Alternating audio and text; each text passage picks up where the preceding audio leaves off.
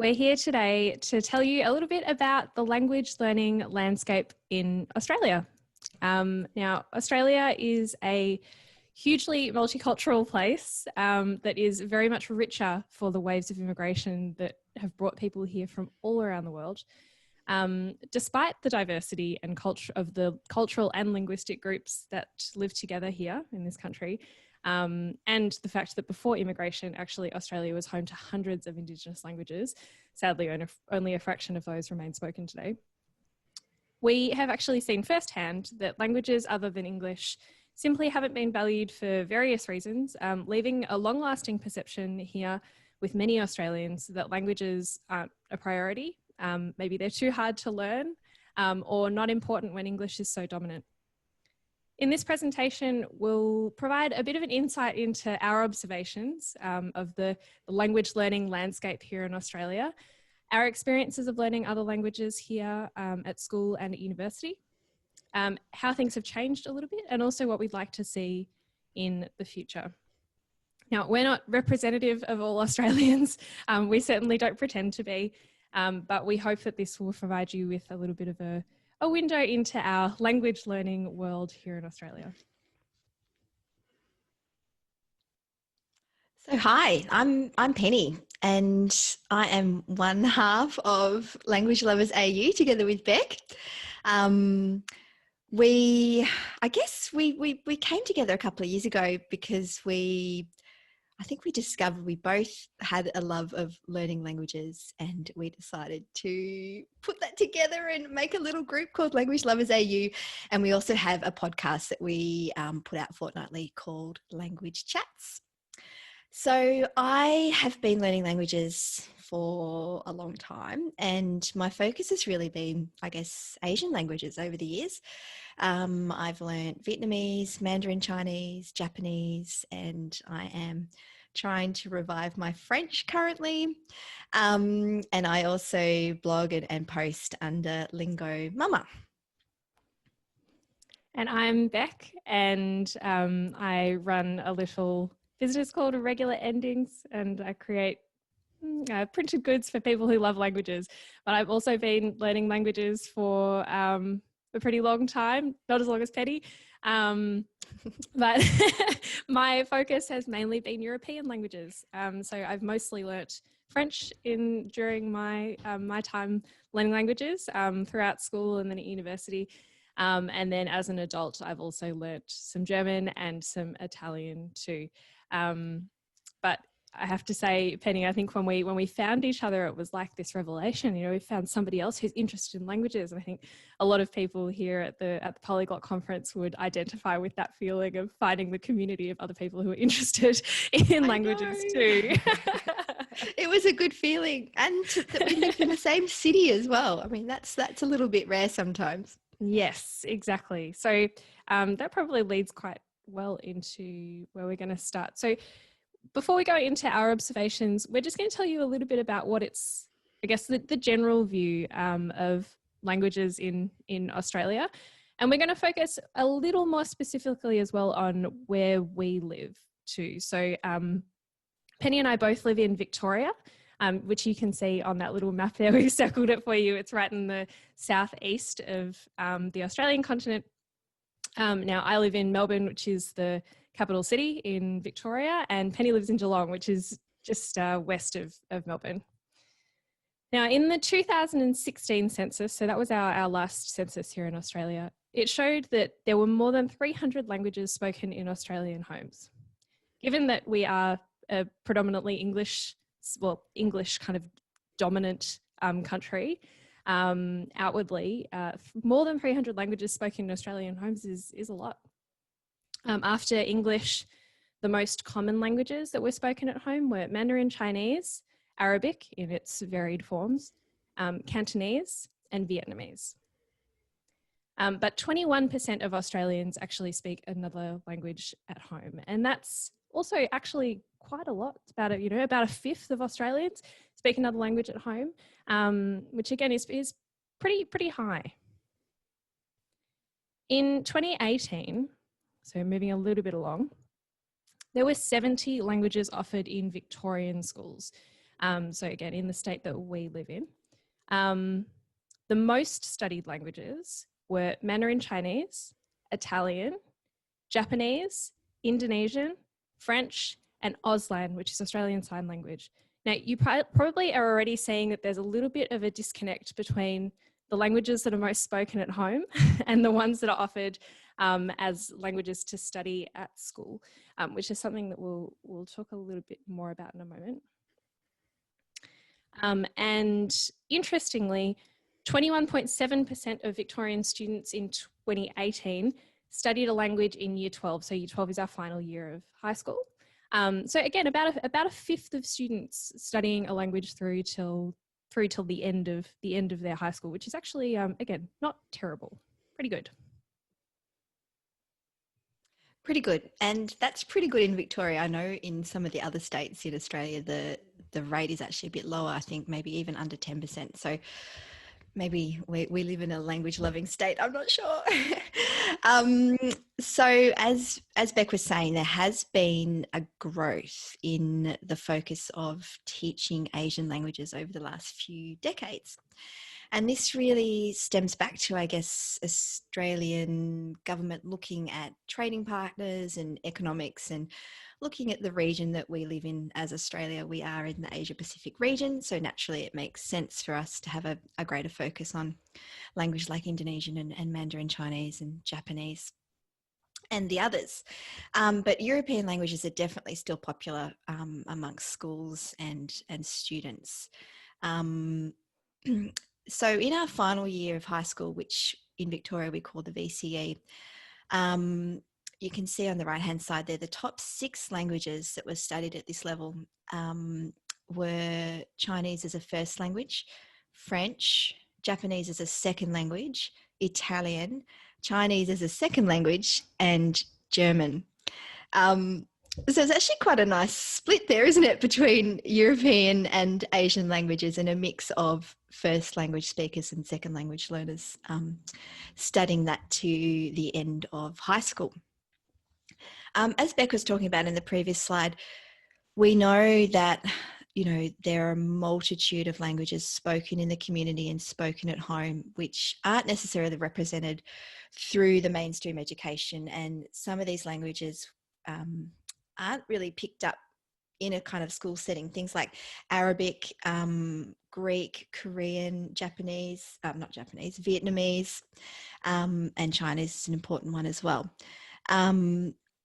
So I guess one of the things that we'll talk about through the presentation today is community languages and languages taught and learnt in school. So it's just interesting that, languages from a heritage point of view are very important, obviously, to the learners and the families and the speakers.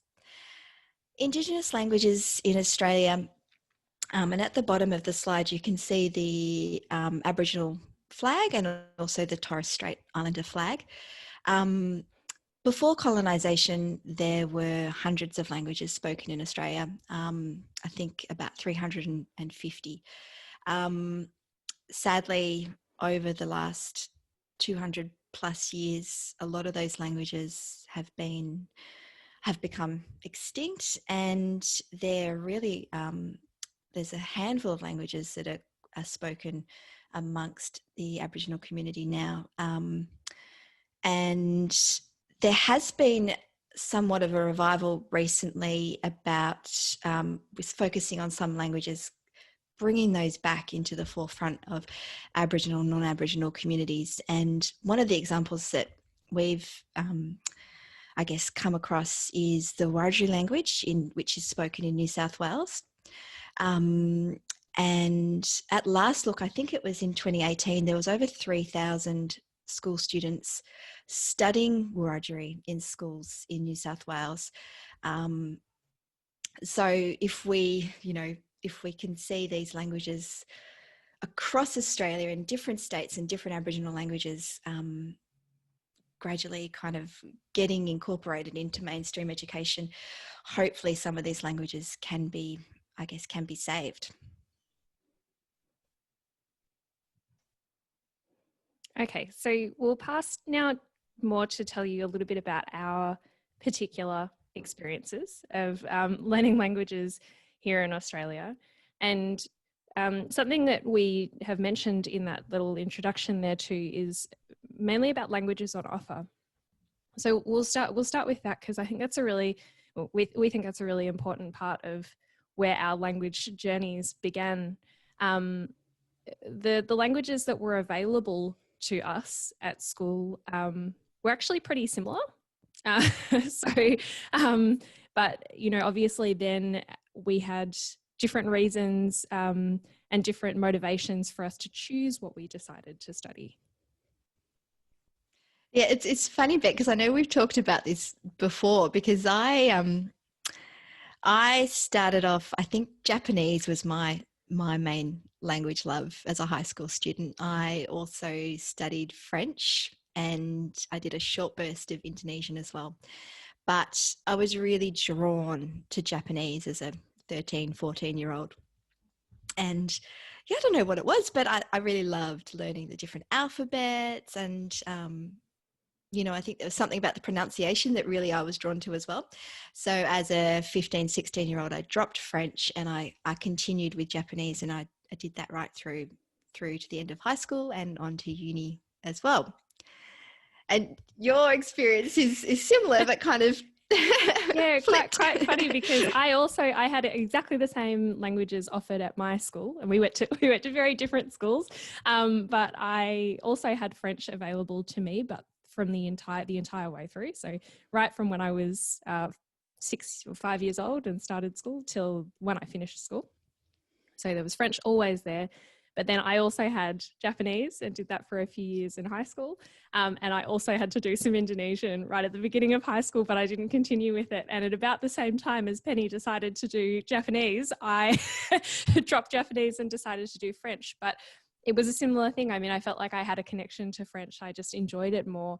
And I think that discovery of the kind of enjoyment of a language was what really, like, I look back on that now and I realized that was actually a very important kind of turning point for the rest of my language learning experience from then on, because it was that real feeling of being like, actually, I like this. This is fun. I like the idea that I can understand the same ideas, but express them in a different way. And that I can talk to new people, and that I can watch new TV shows, and I can read new episodes of, read new episodes, read new books, and I can understand a different place in the world with a different language. And yeah, that was what spurred me to do French. But yeah, it's funny because we very much had a similar offer available to us, which was quite, I mean, to even have 3 languages on offer to you at school is pretty good. Yeah, and definitely. We both had a good language environment to study in. Yeah. Exactly. But yeah, I feel like you took one path and I took the other fork. Yeah, so true. But we did it for the same reason in a way, didn't we? Because we were both, drawn in some way to this language that we chose. And I think that's so important for kids in particular, high school or particularly high school age, for to embrace language learning, to have that kind of, I guess, that drive or that attraction to that particular language that you are studying or that you want to study, means language learning becomes, a whole new world and something really, really fun. And there's something to be said here about continuity as well of the offer. So for here in Australia, like we've mentioned some of the languages that are commonly offered here and that have been offered now for quite a long time. And it is, to build, I guess, that kind of relationship with a language and that interest in a language, it's important that it's available to you as a young person to learn for a significant period of time. Like I was I think quite lucky in that I had French offered to me the whole way through, but that's because I went to the same school for 13 years and it was always there. Whereas something that definitely is not always there is that you might go to a primary school that is, sort of ages 5 to 12.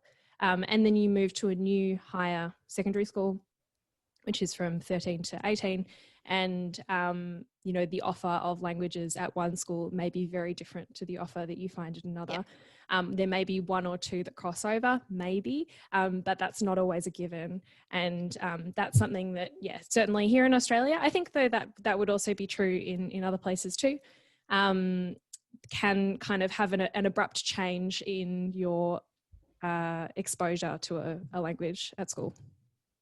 Yeah, and your drive and your commitment and your love of that language if it doesn't have that flow on. We've talked as well about heritage languages and languages in the community, and how there are so many languages spoken at home which aren't necessarily, I guess, transported into the formal education setting of schools. A lot of kids that we know back when we were at school and now have learnt their heritage languages at weekend school. Not always, the whole way through to the end of school, but it's definitely something that's on offer. But looking at the languages that don't seem to add up with the heritage languages on one side and the languages that are kind of prioritized at school, wouldn't it be great if we had a bit more crossover? I think that's particularly, like, I can think of in my own personal circumstances, I had friends who were of Italian and Greek background at school, who had to do Italian and Greek weekend school. So it was often like a Saturday morning type thing where you had to go to a local community style school. And their reactions to that ranged from loved it to absolutely hated it. But they were Italian and Greek also completely not at all languages that featured in the languages that were offered to me at school, even though actually Italian is very popular now. But or has been popular for a while. But yeah, they were certainly very far out of the French, Indonesian, Japanese mix that we had available to us. Yeah.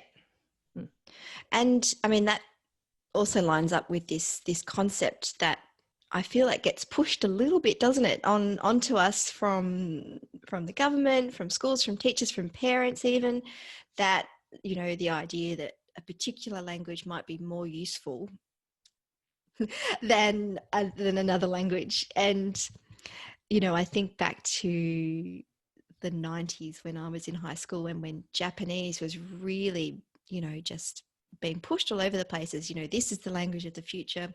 It's a language of our region. It's a language of trade. It's a language of the future. And I think parents and schools were definitely kind of like, yep, jump on this is going to be great, this is the language that you should learn. And I don't think any of that was really instrumental in me deciding that I wanted to learn that particular language because I had dreams of working as an economist or something like that. But yeah, I think the same might be said for Mandarin Chinese in a more recent time in Australia as well. What do you think, Beck? Was that something you were exposed to at school? Yes, I would say so. And I think I remember quite well that sort of economic push initially for Japanese for me, because I was a little bit later.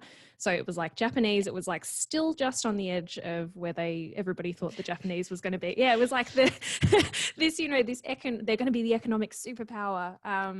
And then, as I was finishing high school, Mandarin Chinese actually came into the mix at my school, but only just as I was sort of finishing. So you can sort of see that was the change. I finished school in 2008. So like that was about the right time, I guess, when people were starting to make that shift. It's sort of through the mid early 2000s where it was clear that in the Asia Pacific region, it was going to be important.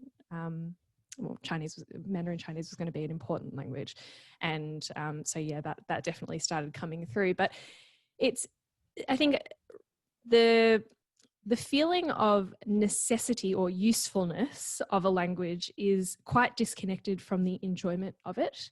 And there's something there in, I think, when you're somebody who enjoys learning a language and you understand the feeling of kind of wanting to learn it because you think it's interesting and because it's nice to speak to other people in that language and you like socializing with people in another language, that's very different to feeling like you have to learn something because it's useful for economic purposes or it's useful for business purposes. And so I think, yeah, there's definitely a real almost psychological kind of disconnect in the enjoyment and the usefulness or perceived usefulness of a language. Whereas, like, really, I think as a language learner and a language lover, you know that it's important to be interested in a language, to be interested in it for itself and its usefulness, but it's like coolness as a way of communicating, just a different way to speak to other people.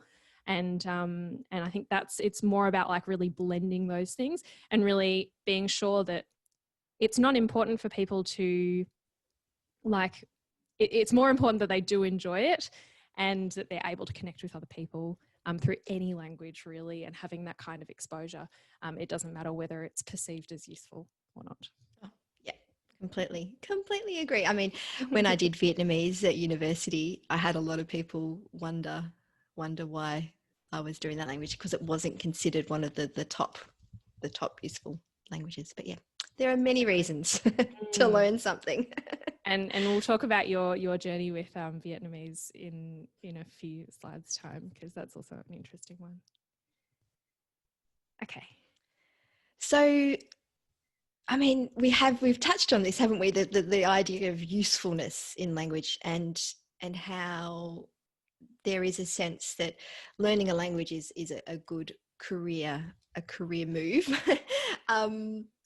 So I guess when you were studying languages, Bet, did you have this perception of where language might take you, or were you thinking of it in a career pathway kind of sense? Or was this something that was purely enjoyment and you did not consider the career side of things? For me, I have to say it was, I almost didn't consider the career side of things at all when it came to languages. And I think probably something that's important to point out here is that when you are a student in Australia, it can be really hard to even see the connection to where you might use languages otherwise in your life, unless you have basically, like, there are three options to you for you for using languages at work, or at least these are the three perceived options, I guess. That is, you can become a teacher and you can teach that language. You could become a translator, although, you might be doing that somewhere else, maybe not in Australia. There are lots of translators here, but, in terms of like volume and wide availability of work, you might be doing that somewhere else. Same goes for interpreting. And that's about it, unless you decide to go somewhere else. If you're going to be in Australia and staying in Australia, what people see as a way that you can use a language, like, number one is teaching. So true. Yeah. Yeah. And so, yeah, for me, I guess it wasn't, I mean, I was a terrible, like, I had no idea what I wanted to do when I was at school. I never knew what I wanted to be when I grow up. I had just no idea. I liked school. I actually quite liked learning. So, but like, I just had no clear pathway to me. And I always enjoyed French, but especially when it got to sort of the end of year 12 and things start getting pointy and you've got to make actual decisions about what you want to do after that. I was just like, I just don't know. I'm not really sure. Maybe I can just keep up my French and do it on the side. So I basically did my main degree, which was something very, very different. And then I did a languages diploma to be able to just kind of keep up my French and get something to show for it while I was at uni. But yeah, in my mind, that was like just for fun. I did that purely for pleasure and had absolutely no feelings whatsoever about whether or not I would end up using that in my professional life. And I do now. But that's been a very winding and spirally journey. What about you though, Penny? Because you did a much more languages related degree than I did. Yeah, it's different because I finished school, and then I had the opportunity to spend a year living in Vietnam. My parents were there for work, and I took a kind of a gap year, and I went there and I learnt Vietnamese, and that was fantastic. It was such a eye-opening, amazing experience of a year. And I came back to Australia and I did a Bachelor of Arts Languages, and I majored in Vietnamese with a minor in Japanese. And through those 3 years, and then I did an honours year in Vietnamese as well. So 4 years in total, actually. Um, you know, I, was like, what am I going to do with this degree? I love languages, but I wasn't really drawn to teaching, and I really had this kind of, feeling that I wasn't good enough, or that I would never be good enough to go down the interpreting or translating path. And, the diplomatic kind of core was, an option as well. But, I was like, oh, I'm not smart enough for that. Not true. So I was like, what am I going to do? So in the end, I still, when I graduated, I still wasn't sure. And I ended up, working. I went back to Vietnam actually for another 6 months to do some more language study and to work over there, which was fantastic. And then I ended up going back to uni and doing a master's in tourism management and marketing and research and those kind of things, which in the end, now was a great way to kind of combine my love for, working with people, working with different cultures, and I guess promoting Australia as well. But yes, a very kind of squiggly line. I did come back though to languages later in my career. So maybe about, in my early 30s, I changed industries and I was working in the wine industry. And there was, my boss spoke amazing Mandarin Chinese, and I was like, oh, that's what I want to do. And so I decided to take up Chinese in my early 30s, and went and lived in China for a year, and that has been, I guess, a more recent language love for me as well. And that was something that was driven initially by work and by career. And I got to use that language in work as well, in the wine industry. And then when I went back to tourism as well, it was fantastic getting to travel through Asia and use my somewhat conversational Mandarin Chinese in a work setting. But yeah, it wasn't, I guess the work thing started off, that desire to learn, but it didn't sustain me. I think I really developed a love for the language separate to work. I love how you mentioned your boss though, who spoke amazing Mandarin Chinese, and how that really spurred you on. Because I think it's so cool to have role models who are, people who you admire and who are doing great things out there, and seeing that they, well, in Australia as well, it's not always, it doesn't feel that common that you see other people speaking other languages, but actually, in fact, there are lots of people who do. And that kind of comes to, I guess, our last point here, which is that we would love to see more high profile multilingual Australians just showing off their skills a little bit. Because I think we don't often hear about it. And, for everybody, normalizing the idea of having more than one language in your life, whether it is one that you have learnt through formal study, or whether it's a heritage or a community language for you, it doesn't matter actually. It's just the idea that English is not the be all and end all, and that it's very, very normal in life to be multilingual and to have, or bilingual, or to just have other languages there existing in the world and in your world in Australia. I think it feels like a big missed opportunity, doesn't it? These 20-something% of people in this country that speak another language, and we don't seem to celebrate it at all. You might remember too that Australia had a prime minister a little while ago now, about of course 10, 12 years ago, Mr. Kevin Rudd, who was a Mandarin Chinese speaker, and he created so much publicity for himself, I guess, and also for Australia, because he was able to speak Chinese. And it was seen as something so out there, wasn't it? So unusual. It was, and definitely shouldn't be. But yeah, it was quite impressive. It definitely seemed to most Yep. people that it was impressive. And I think, and partly that is maybe because people didn't expect it. Like Yep. he was, not somebody of Chinese speaking heritage. So maybe that made it to a lot of people more impressive. But not that it should have been any less impressive if it's somebody who has that background either. Yeah, definitely. I think just the existence of many languages is important to note. Yep. And when we live in such a multicultural place too. Yes. Yes. But having said that, so some of you might already know this, maybe if you've been traveling and you've bumped into Australians on the way. For a country of actually a relatively small population, Australians really like to travel. And certainly at the moment in the current context of 2020, that's it's really, well, I guess a lot of us are thinking about travel because we can't do it at the moment.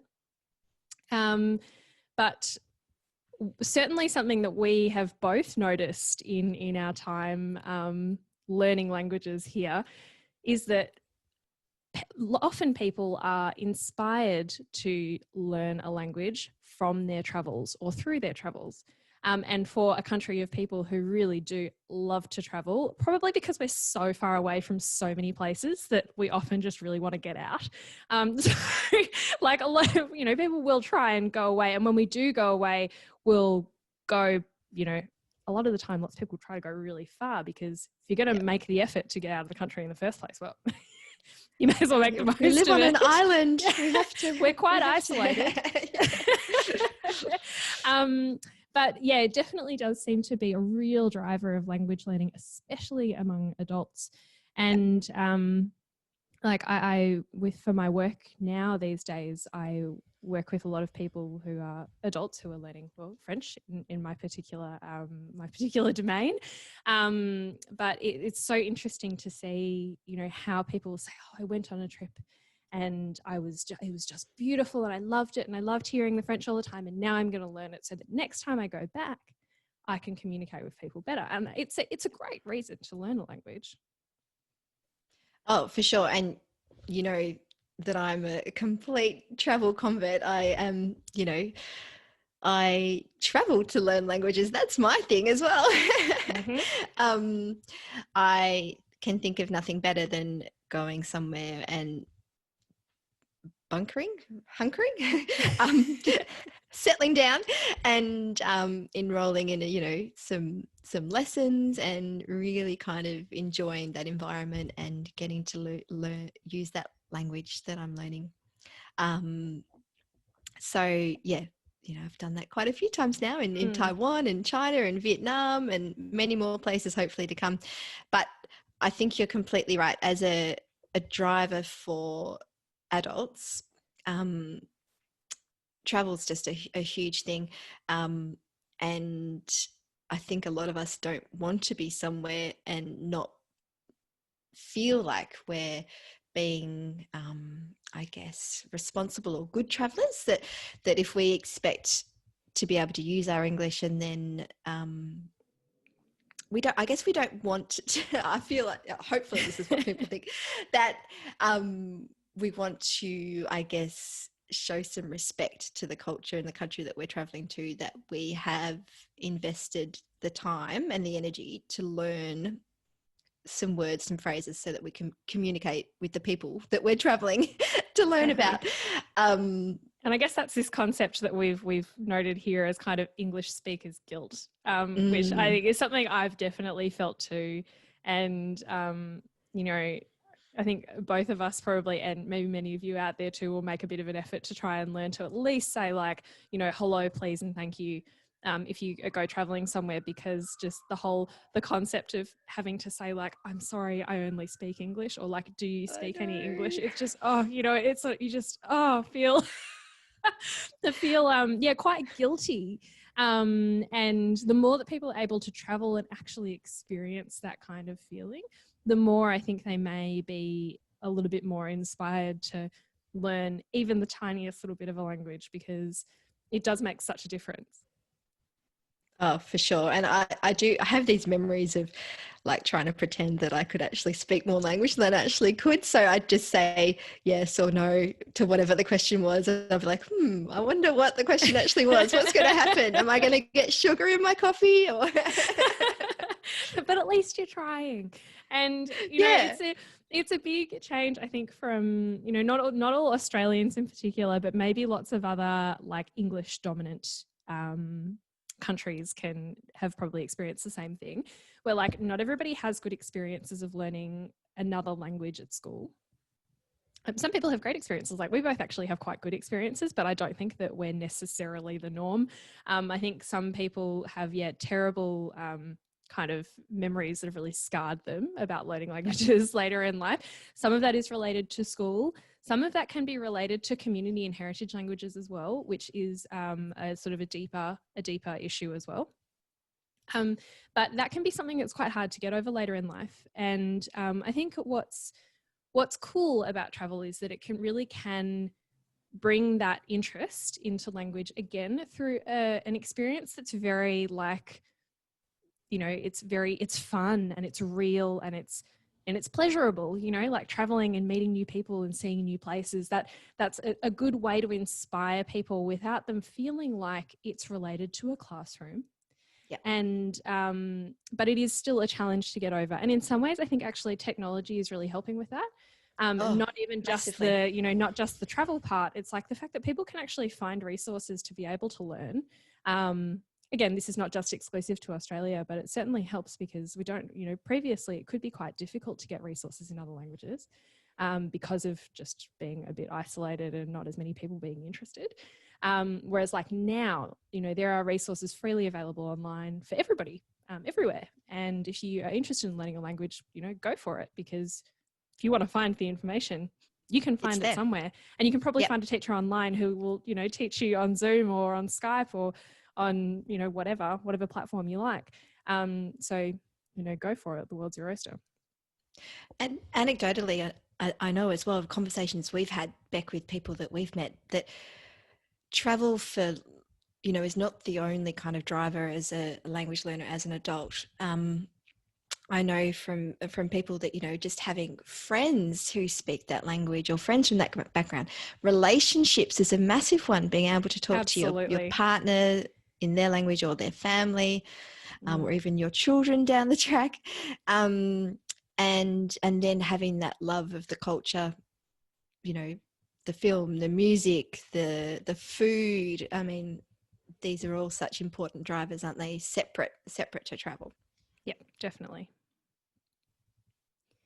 So we'd like to also just tell you, I guess, a little bit more about what we've explained a little bit about the kind of experiences that we've had, and partly through that as well, how some of these things have changed over time. But we have some hopes as well about how things might change here in Australia in the future, and some of the things that we'd like to see, you know, develop with language learning for people of all ages here. And we've just mentioned technology, so I guess that's quite a good segue. But as we mentioned, there's so much more available to us now, and because there is so much more available, and really I do feel like there's been a lot of change in probably the last 10 years, 100%, but like even in the last 5, like there's been a lot of movement in what we can access and how we can access it really recently.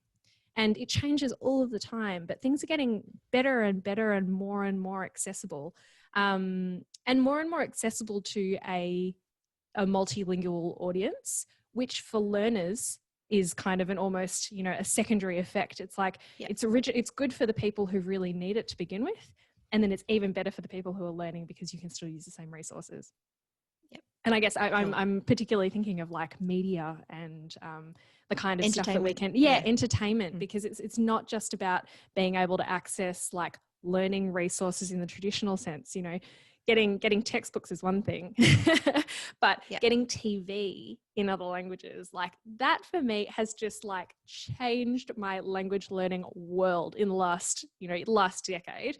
because something that we've talked about before, Penny, is I have these really strong memories of being at high school when I was learning French and looking for DVDs. Now, looking for DVDs in like the mid 2000s in French, like number one, there were like some really limited places where you could get them, but even where you could get them, everywhere in Australia, because of the region that we fall into for DVDs and other like media, you know how they've got like region 1, region 2, region 3 or whatever, and that changes whether or not you can play them on your DVD player. Ridiculous. So the the region that we're here in Australia, often foreign language DVDs would only ever have a single option for subtitles, just English. So if you were somebody who was learning, and actually what would be really helpful to you is having original language subtitles, could never find them. Yeah.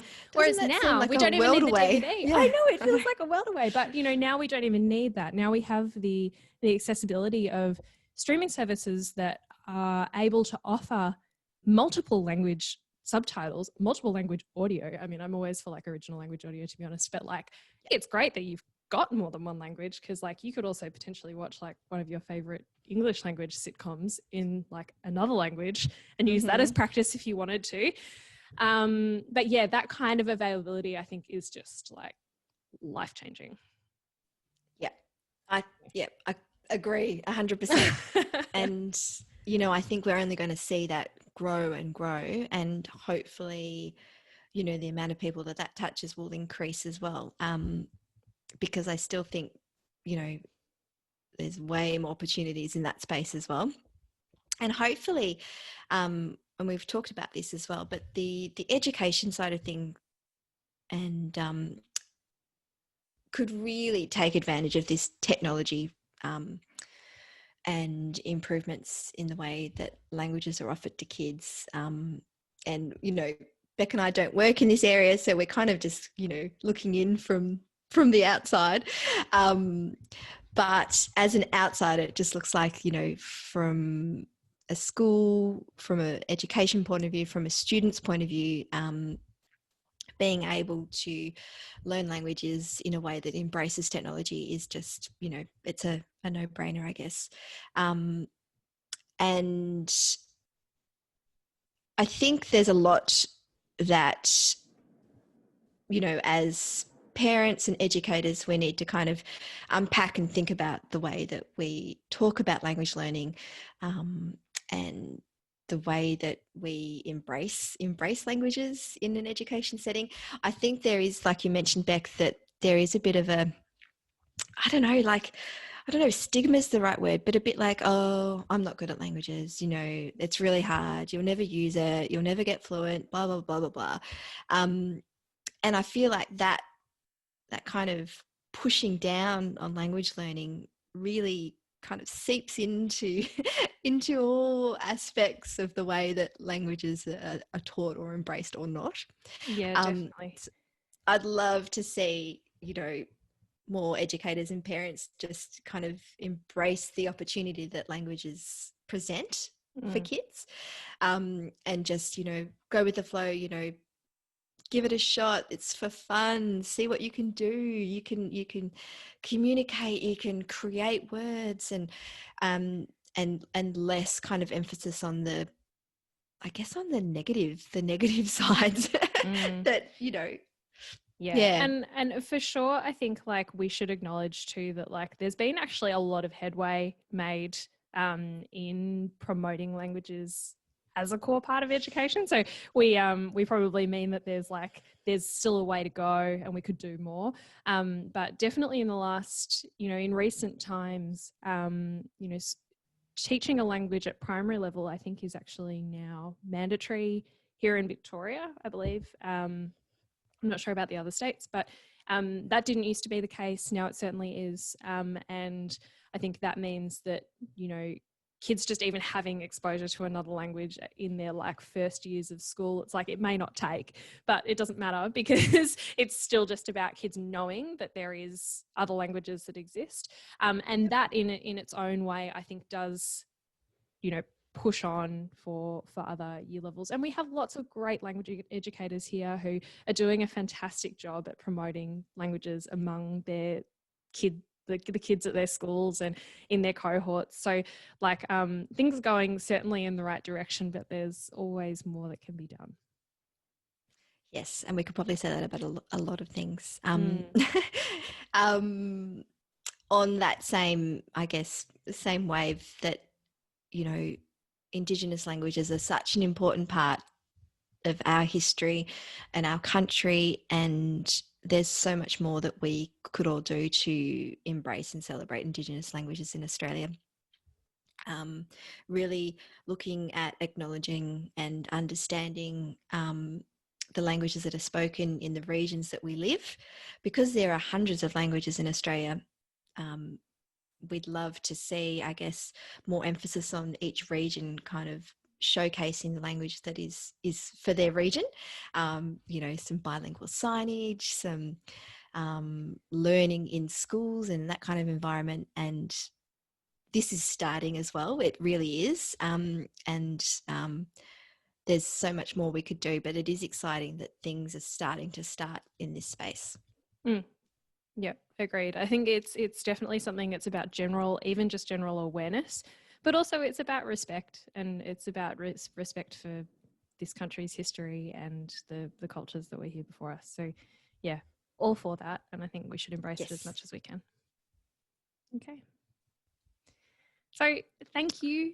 Thank you for joining us here, wherever it is that you're taking part in the Polyglot Conference from. We're really glad to be here, and it has been our pleasure to be a part of it. So thank you for listening in and having a bit of a insight into our world here in Australia. Down under. We would love to, I guess, hear from you. So if you're interested, you could find us online at languagelovers.com.au or on Instagram or on Facebook. And of course, you can listen to us talk more if you want to on our podcast, Language Chats. Where we talk about lots of stuff like this, but also lots of more just, I guess, lots of fun language related topics as learners and from a learner's perspective. Yeah. Okay. Thanks, Thank everyone. you.